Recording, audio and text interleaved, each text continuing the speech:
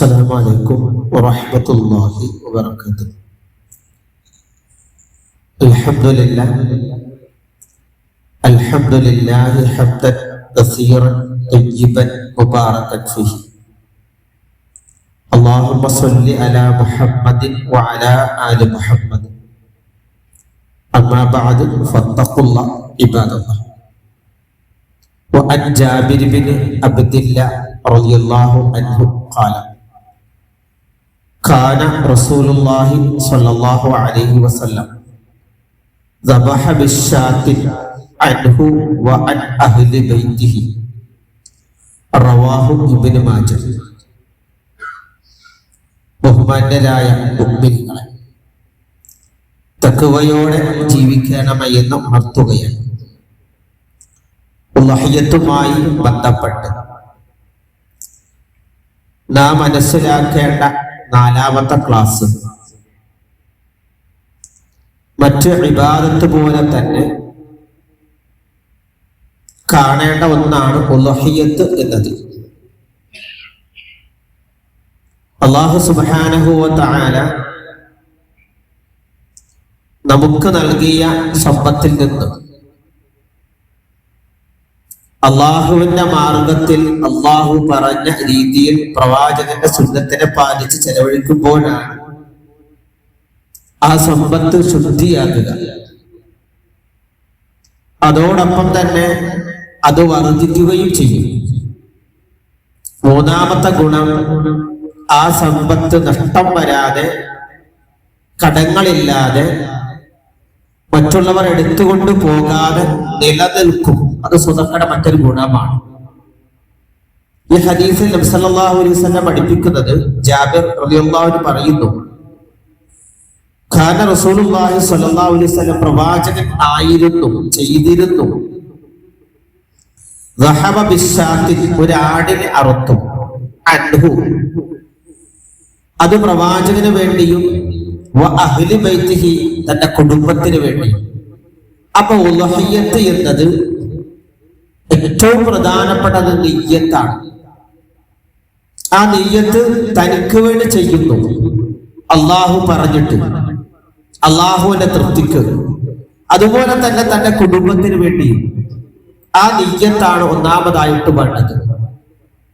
താൻ എന്തെല്ലാം കർമ്മങ്ങൾ ചെയ്യുന്നുവോ ആ കർമ്മങ്ങൾക്ക് രണ്ട് പ്രതിഫലമാണ് ഖുർആൻ പറഞ്ഞിട്ടുള്ളത്. അതിലൊന്ന് ഇവിടെ ഒരു പ്രതിഫലം കിട്ടണം. രണ്ടാമത്തേത് ആത്യന്തികമായ മരണാനന്തര ജീവിതത്തിലെ പ്രതിഫലം. അങ്ങനെയാണല്ലോ പ്രാർത്ഥിക്കാൻ ഖുർആൻ പറഞ്ഞത്.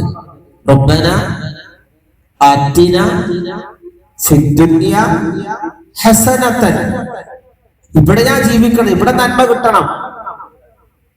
അങ്ങനെ ഖുർആൻ പ്രാർത്ഥിക്കാൻ പറഞ്ഞത്. ഹജ്ജുമായി ബന്ധപ്പെട്ട് ഏറ്റവും കൂടുതൽ ഹാജിയാർ പഠിക്കേണ്ട, ഹജ്ജാജ് പഠിക്കേണ്ട ഒരു ദുആ ഇത് മാത്രമേ ഉള്ളൂ. വേറെ ദുആ ഒന്നുമില്ല. കൊട്ടക്കണക്കിന് ദുആയുമായിട്ട് ഹജ്ജിനാരും പോകേണ്ട ആവശ്യമൊന്നുമില്ല.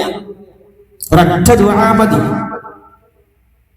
അതുപോലെ തന്നെ ഏറ്റവും തൗഹീദുമായി ബന്ധപ്പെട്ട ശിർക്കിനെ ശുദ്ധീകരിക്കുന്ന ലാ ഇലാഹ ഇല്ലല്ലാഹു വഹ്ദഹു ലാ ശരീക ലഹു ലഹുൽ മുൽക്ക്, ആ ദിക്റും മതി.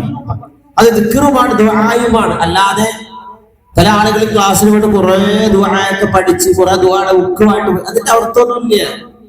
ഒന്നും അറിയില്ലെങ്കിൽ ആ ഹജ്ജിന്റെ വേളയിൽ ലാ ഇലാഹ ഇല്ലല്ലാഹു മതി, സുബ്ഹാനല്ലാഹ് പറഞ്ഞാലും മതി. അപ്പൊ നമ്മൾ ചെയ്യുന്ന കർമ്മങ്ങൾക്ക് ഇവിടെയും പ്രതിഫലം കിട്ടണം, പരലോകത്ത് കിട്ടണം. ആ ഉളഹിയ്യത്തുമായി ബന്ധപ്പെട്ട് അറിയേണ്ട വിഷയം, അത് എനിക്ക് വേണ്ടിയാണ്, എന്റെ കുടുംബത്തിന് വേണ്ടിയാണ് എന്ന നിയ്യത്ത് മനസ്സിലുണ്ടാകണം. ആ നിയ്യത്തോടു കൂടിയായിരിക്കണം കർമ്മങ്ങൾ ചെയ്യേണ്ടത്. അതിനാണ് അല്ലാഹു തആല സമ്പത്ത് തന്നത്. ആ സമ്പത്തിൽ നിന്നാണ് നാം ചെലവഴിച്ചു കൊണ്ടിരിക്കുന്നത്. അതുകൊണ്ട് ഏറ്റവും പ്രാധാന്യത്തോടുകൂടി മനസ്സിലാക്കേണ്ടത് നിയ്യത്താണ്. നിയ്യത്തില്ലാത്ത ഒരു കർമ്മവും അല്ലാഹു സുബ്ഹാനഹു വ തആല സ്വീകരിക്കില്ല. പ്രവാചകന്റെ ഹദീസിൽ കാണാം, ഒരാള് ഹിജ്റ പോയി, ഭൗതികമായ ലക്ഷ്യമാണ് എങ്കിൽ അയാൾക്ക് അത് കിട്ടും. ഒരാൾ ഹജ്ജിന് പോയി, ആ ഹജ്ജ് എന്നത് ഹാജാരി എന്നറിയപ്പെടാൻ വേണ്ടിയോ ഹജ്ജുമ്മ എന്ന് വിളിക്കാൻ വേണ്ടിയോ, അല്ലെങ്കിൽ എല്ലാവരും കുടുംബത്തിൽ ഹജ്ജിന് പോയവരാണ്, അതുകൊണ്ട് ഞാൻ പോയാക്കാം എന്ന നിയ്യത്താണ് എങ്കിൽ ഹജ്ജിന്റെ പ്രതിഫലം കിട്ടില്ല. മറിച്ച് അവരുടെ മനസ്സിൽ വേണ്ടത് അള്ളാഹു എനിക്ക് തന്ന ആയുസ്, എനിക്ക് തന്ന സമ്പത്ത്, അത് ചെലവഴിച്ചുകൊണ്ട് ഞാൻ ത്യാഗം ചെയ്ത് ക്ഷമിച്ചുകൊണ്ട് ഞാൻ എന്റെ റബ്ബിന്റെ വിളിക്ക് ഉത്തരം നൽകുക. അതാണല്ലോ ലബ്ബൈക അല്ലാഹുമ്മ എന്ന ഉത്തരം നൽകിയെന്നാണ്. അവിടേക്ക് എത്തുക, ആ കർമ്മങ്ങൾ ചെയ്യുക, അതിലൂടെ അള്ളാഹുവിനെ തൃപ്തി നേടുക, അള്ളാഹു എന്നെ തൃപ്തിപ്പെടുക. ഇതാണ് ഹജ്ജ്. അള്ളാഹു എന്നെ തൃപ്തിപ്പെടണം. അതുപോലെ തന്നെ ഉദ്ഹിയ്യത്ത് ചെയ്യുമ്പോൾ പടച്ചവൻ നമ്മുടെ സമ്പത്തിനെയും നമ്മൾ നൽകുന്ന മൃഗത്തെയും നമ്മൾ ചെലവഴിക്കുന്ന പൈസയെയും നമ്മുടെ കുടുംബത്തെയും അതിനുവേണ്ടി ചെയ്യുന്ന ത്യാഗങ്ങളെയും തൃപ്തിപ്പെടണം. അതുകൊണ്ട് ഉദ്ഹിയ്യത്തിൽ നിയ്യത്ത് നന്നാക്കുക, കർമ്മങ്ങൾ നന്നാക്കുക, റബ്ബിലേക്ക് മടങ്ങുക. അല്ലാഹു നമ്മെ അനുഗ്രഹിക്കുമാറാവട്ടെ. റബ്ബനാ തഖബ്ബൽ മിന്നാ ഇന്നക അൻതസ് സമീഉൽ അലീം വതുബ് അലൈനാ ഇന്നക അൻതത് തവ്വാബുർ റഹീം. റബ്ബനാ ആതിനാ ഫിദ്ദുനിയ ഹസനതൻ وفي الآخرة حسنة وقنا عذاب النار رب ارحمهما كما ربونا صغارا. السلام عليكم ورحمة الله وبركاته. سبحانك اللهم وبحمدك أشهد أن لا إله إلا أنت أستغفرك وأتوب إليك.